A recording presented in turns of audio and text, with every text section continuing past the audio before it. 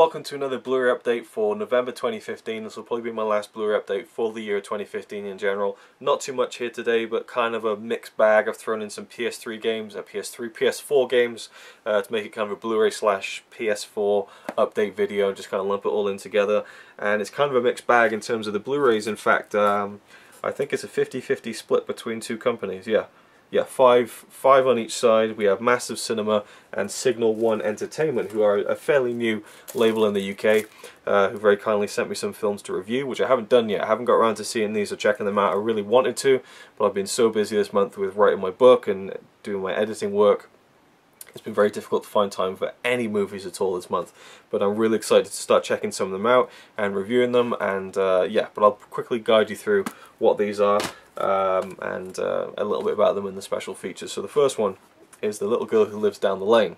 Really want to see this one. It stars a young Jodie Foster, I believe the same year that she appeared in Taxi Driver and Bugsy Malone. So it's from the 70s, and it sounds like a very interesting kind of thriller. The plot is very interesting to me anyway. This girl moves in to this house with her father, and then the people around the town start to realize that the father's not around and something strange is going on, and kind of yeah, it sounds interesting to me. I don't want to read too much into it. I won't be surprised by the film. Martin Sheen also stars in this, and yeah, I just love the cover as well. And Signal One Entertainment, they've been putting out some interesting films that wouldn't have perhaps normally got a release in the UK on Blu-ray, so yeah, I'm glad that they're around and they're putting out some good films from what it seems. I mean, just looking at the cast list on the films that they're releasing, they seem like quality films, and I believe they're coming from MGM. At least quite a few of them are. That's where they're licensing them out from. Anyway, the special features on this one: audio commentary by DVD Delirium's Nathaniel Thompson and Tim Greer. Not sure how I feel about like audio commentaries by like critics or whatever.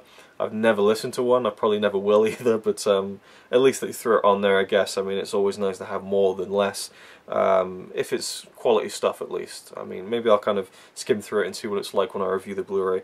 And then it also features the original theatrical trailer. So yeah, I've heard this looks good on Blu-ray, and I've heard the film is very good as well. So that's probably the one I'm looking forward to the most, I have to say. Big fan of Jodie Foster from all years of her career. The next one is Hidden Agenda, directed by Ken Loach, I believe. Yeah, this is kind of a political thriller, and I mean, the cast just sells me straight away. Frances McDormand, Brian Cox, Brad Dourif, say no more. Sounds awesome. Can't wait to watch it. Quite a few more special features on this one than the last one.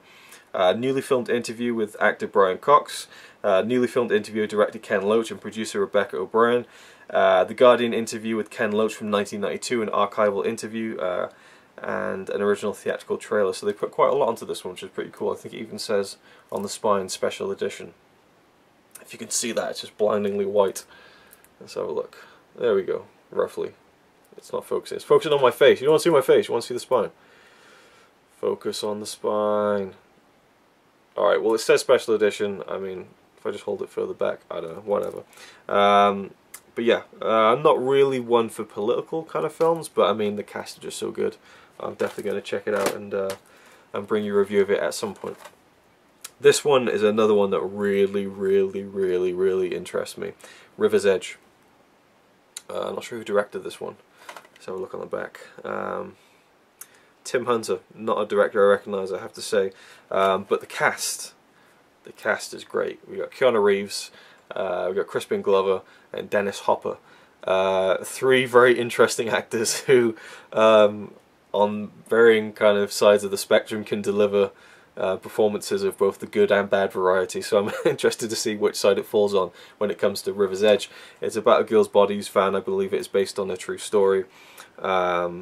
Oh, look at this. It says on the back, Crispin Glover, brackets, Charlie's Angels. Come on, Back to the Future. What you got to give him credit for Back to the Future over anything else, I think.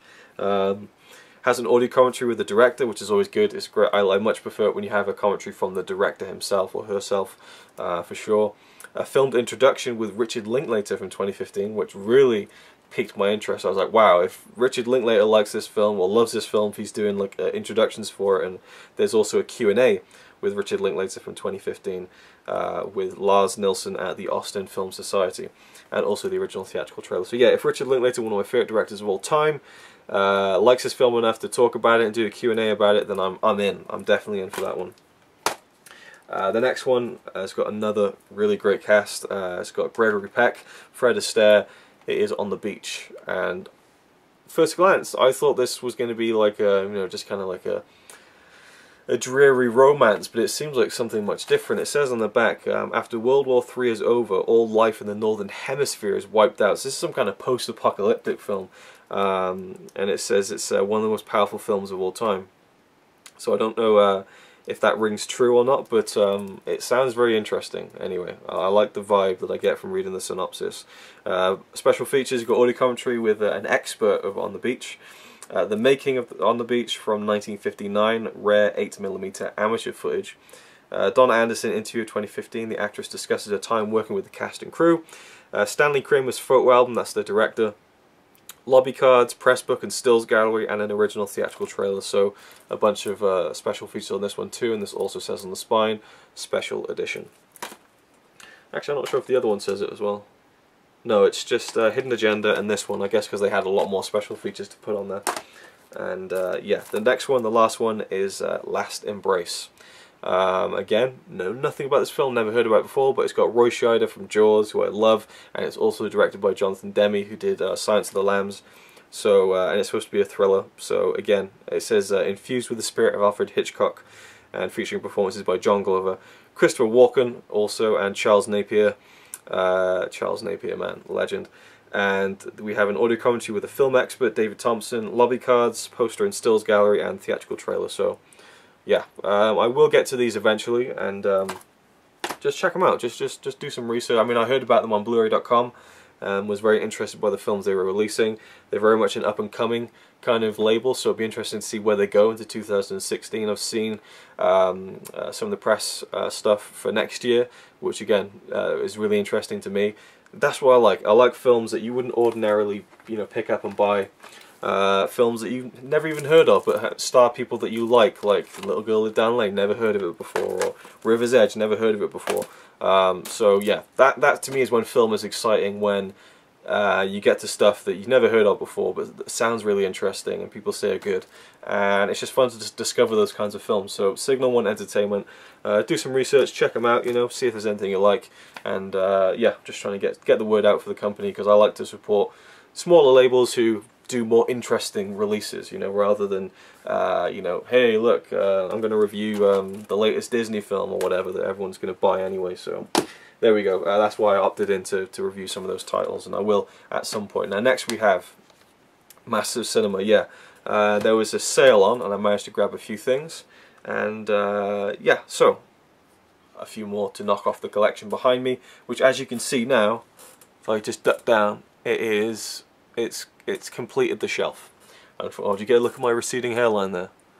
Very cool. Yes, it's going quite bald and thin around here. Anyway, yeah, I don't know how many are on here now. There's quite a few that have spilled over.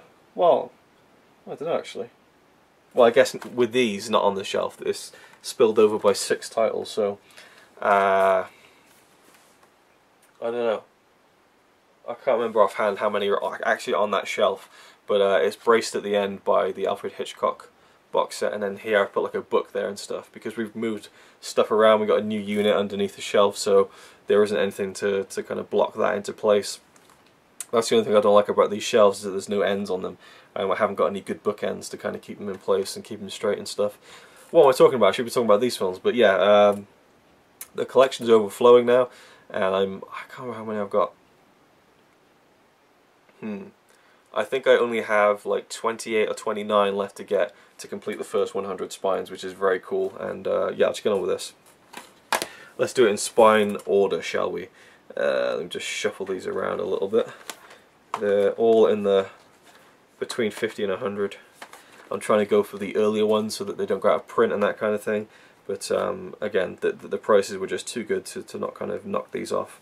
So first one here is spine number 56. I believe this is a reprinting. It was re-released, so they've pressed it again, I guess, and it's the same as the original release. It is Kuroneko. I don't know how to pronounce that. I believe the English title is The Black Cat Inside the Bamboo Grove. Yeah, very interesting title for sure. Japanese film. Know little about it. I know little about it, so no, actually I know nothing. Oh my, that's devastating. That is. That's absolutely devastating.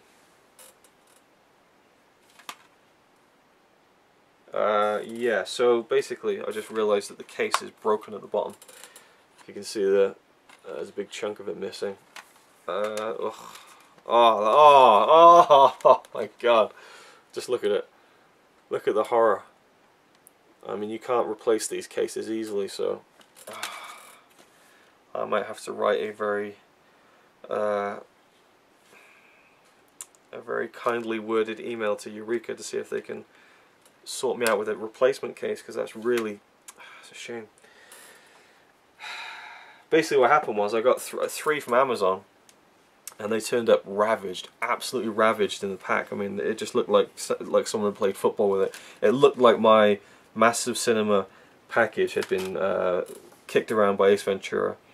And when that happens as well, you're much more susceptible to having the booklets ripped at the back, which I absolutely hate. And this one in particular, the pages were bent when I opened it. It was just in the right state, unfortunately. But you know, as always, you get a nice booklet with Massive Cinema. You just have to not look at the back of it. Looks great from the front, but when you look at the back and the big rip on the back there, I mean, it's where it clips in here, and it happens to a lot of them, unfortunately. But there's no real way around it. You just it's pot luck sometimes. So different disc artwork on the discs. And as I said before, I found out that the case was busted on the back. I know nothing about this film. I said little, but I meant nothing. It has what we got? Original theatrical trailer. That's it, which is fine. You know, they don't all need to have loads of special features. And it says the classic ghost cat tale from the famed director of The Naked Island and Onibaba, which I think are also in the Massive Cinema collection. I know that Onibaba is, at least, so sounds like a spooky kind of film, so it should be good. And I've yet to be disappointed by a Massive Cinema title. Another one I went for, let's just see if the case is in good condition. Not too bad, I suppose. White Dog, which I've heard Ian talk about. Very interested in this one. I believe it is a white dog who is trained to attack black people, so a very emotionally charged film, I believe. It says one of the most controversial American films of the 1980s. Samuel Fuller's White Dog was originally withheld from release in the USA and has rarely been seen since. This head-on examination of racism remains a riveting and startlingly powerful film experience with superb performances and a brilliant score by the great Ennio Morricone. Did not know that one. Okay, cool. And this one has no special features, but it has a 48-page booklet. That's the thing. Even if they don't have like on-disc features, you're still going to get a booklet with stuff, which is always cool. Yeah, this one is ripped to shreds on the back as well. Looks like someone has literally been trying to peel it off, peel it away, which is heartbreaking every time. But yeah, nice thick booklet for this one, 48 pages long. Lots of stuff in here. Interesting. It's the white dog speaks to Samuel Fuller. It looks like an interview with the dog. Interesting. I don't know how I feel about that, but I love that image on the front. That's very, very interesting. A woman's face and a dog's face superimposed over each other. Looks like a woman's face anyway. The disc art, we have, yeah, the same disc art for the Blu-ray and DVD. It is a double play. There you go, White Dog. Haven't seen any of these, you know, again, and the amount of Massive Cinema titles I have that I haven't seen is slowly building up and up. But it's great to have such a great collection of films behind you, knowing that, you know, if you're ever at a loss for a film to watch, you want to see something that's really good, you can usually rely on Massive Cinema to deliver something pretty spectacular. The next one is probably one of the films I'm least interested in the entire collection. It has not been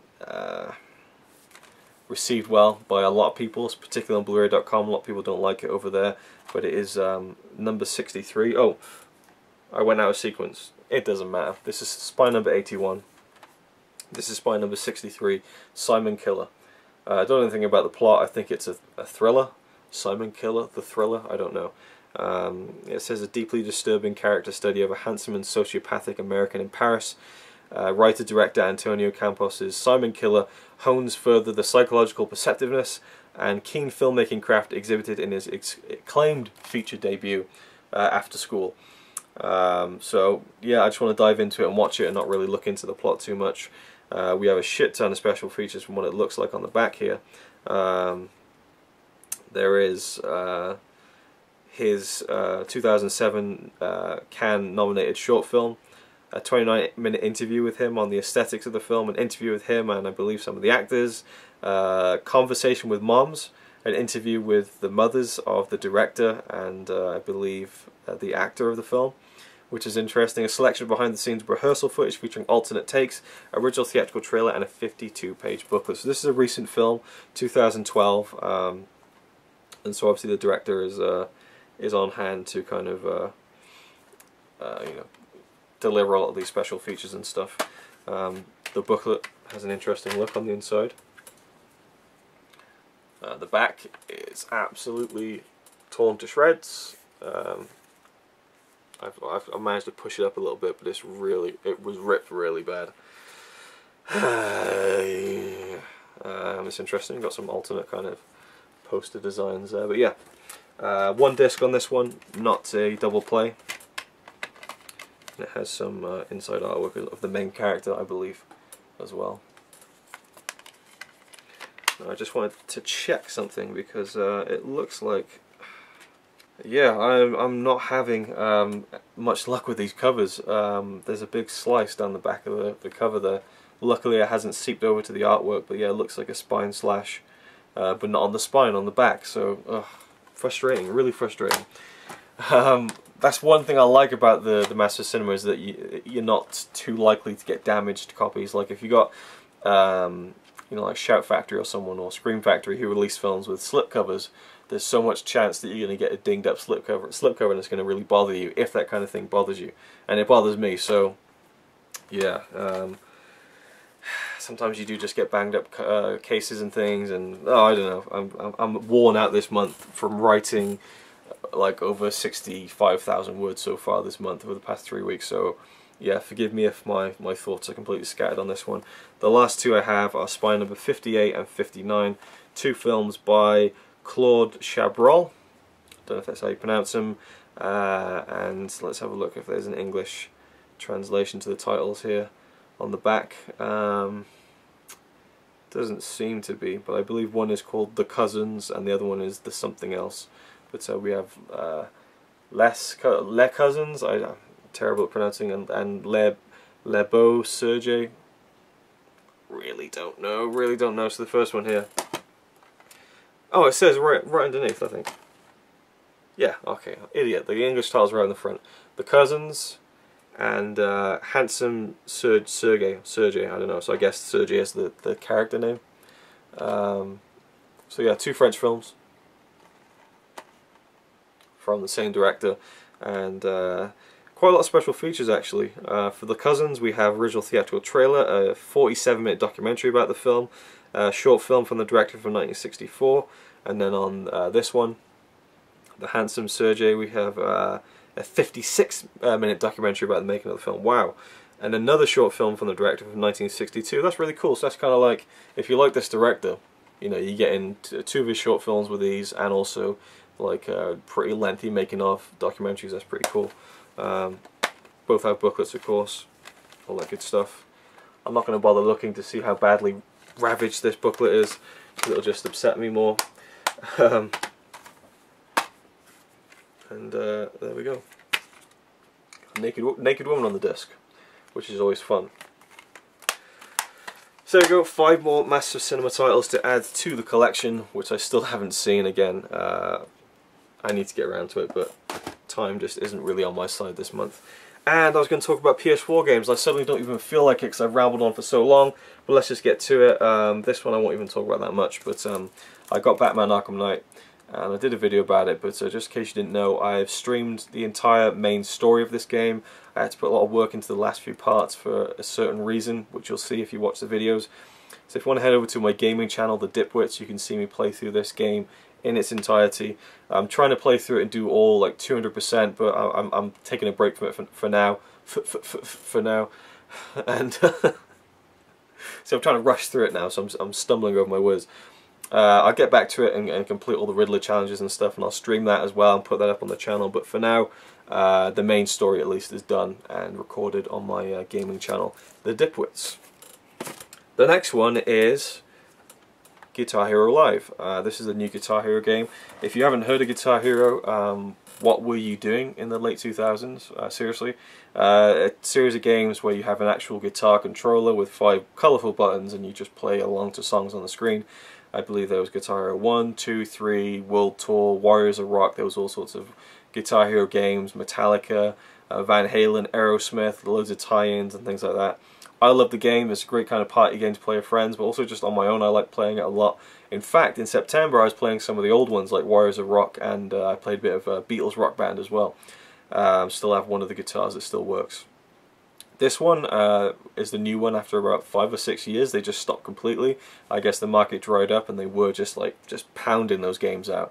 And I guess the money wasn't coming back in for it, I don't know, but they stopped making them. And then finally they made a new one called Guitar Hero Live, and this one is more geared towards the online gaming community. You play online with people, there's like music videos for songs, and it's kind of like a music channel in a way.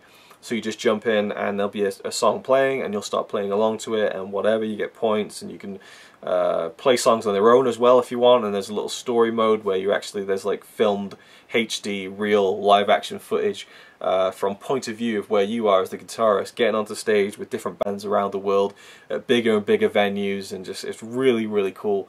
I didn't get this, Connie got this for herself because she really wanted to play it, and so I've watched her play most of it, and it looks really fun. I've played about maybe an hour of it myself, and I quite liked it a lot as well. The funny thing about this is it was 999 krona, I believe, which is like about 75-80 quid. And that's with the guitar. You have to get the guitar with it as well, obviously, which isn't too bad. She couldn't justify it though, and I wasn't really that interested in it, so I didn't push her to buy it or anything. I was like, well, you know, it is what it is. And then she went in one day, a couple of weeks ago, and they had it for 499, which is like about 35 quid with the guitar. And it was a price mistake. So she took it to the till, and she basically got it for that price, which is mental because I believe the actual game itself is 549 maybe. So it actually cost less than just getting the game without the guitar, or at least around that price anyway. It might have been 500 as well, but yeah, it was pretty crazy how she managed to get the whole shebang for the same price, if not a little bit less than the actual game without the guitar, which is just crazy. So there you go. Look at the back there. I'm sure you're not really interested anyway, but it is Guitar Hero Live. And what they've done this time is they've changed the guitar, which I was very surprised by. I was like, oh, this is different. So here we got the guitar. Can't even fit it in frame, there we go. I like the design, it's nice and simple, and it needs to be dusted actually. Shows that we haven't played it in a couple of days. Let's just get all that dust off that. But yeah, the big difference here is the buttons. We have 6 buttons, and they're very close to each other. So you have one here, one here, one here, one here, one here, and one there. So instead of like just basically doing like 1, 2, 3, 4, 5, you got 1, 2, 3, 1, 2, 3, and so you have to kind of do chords like 2 or 3 like that. Sometimes you'll have to do a bar chord where you put your finger across 2 of them. So it's more like playing an actual guitar in a way. And then sometimes you have to do the tricky like double ones like that, which are very hard to figure out. And then you kind of go in like that, and then you got to go down to the bottom one. It's really difficult at times. And then you just do an open strum. They've really changed up the gameplay, which is cool. It feels like the natural evolution of the game. It's not just another rehash, which is cool. And I wasn't too psyched by the songs. I didn't feel like there was that much that interested me. But the more I saw Connie play it, there's some great stuff in there, like like Megadeth and Queen, Rush. Just The Who is on there. There's some really good songs and stuff, and obviously a lot of modern stuff as well. Like there's this one Katy Perry song, and I'm thinking, really, Katy Perry Guitar Hero? It just didn't seem to fit. But you got to appeal to the modern generation of people who are going to be playing this more than my generation at least. But yeah, it's a fun game. I enjoy playing it, and that's all I really got to say about that. The last one to talk about, Star Wars Battlefront. Yeah, I got Star Wars Battlefront the day it came out. Played it for, it's been a week now since it came out. I absolutely loved it. I'm unashamedly think this is an amazing game. I got no problems with it whatsoever. Well, there's a few little problems, a few minor niggles, but overall it's just a fantastic game. I can't wait to play it again every time. It's just fantastic, and I'll do a full review of this on the road to episode 7. So look out for that if you want to hear more thoughts about this. You might notice I've been streaming it a lot as well on YouTube through YouTube Gaming, so you can jump in and see me playing this pretty much every night on YouTube. And yeah, that's about it. So thank you for watching. Hope you enjoyed. Nothing much more to say. I suppose that's it. God, it feels like I've been talking for about an hour. Honestly, I'm drained. I'm really drained from this writing and all the editing I've been doing for jobs. Yeah, but it's a good kind of exhausted. You know, I'm getting a lot of creative stuff done, which is fantastic. I'm looking forward to having a little break though over Christmas for sure. But I'm still going to be working hard at it until the middle of December at least, in terms of my book anyway, and then some other editing jobs I need to get done and finished, and then YouTube as well. I mean, it's all go at the minute, but that's better than all nothing, I suppose. Yeah, so go check out Signal 1 Entertainment, see if there's anything I like from them. I'll do some reviews of those titles when I can. And Master Cinema, let me know if you picked up any new Master Cinema titles. I believe tomorrow will be a big sale because it's Black Friday and stuff, and so I've heard there's going to be a lot of Massive Cinema titles that will be dropping in price. So definitely keep a lookout for that, or add me on Facebook, facebook.com/RazorwireReviews. Add me as a friend there. I'll probably be posting some of the better deals because I love just letting people know that certain great films are, you know, are there at a decent price for people to get. Because yeah, I think people need to see more of these kinds of films than the kinds of films that everyone's talking about, as Ian said in his recent video. So that's it. Thank you for watching. I'll see you in the next one. So you might say he's a really nice guy, really, but if fucking don't cut shit with me. He says he's really cool, but I think he's a tool.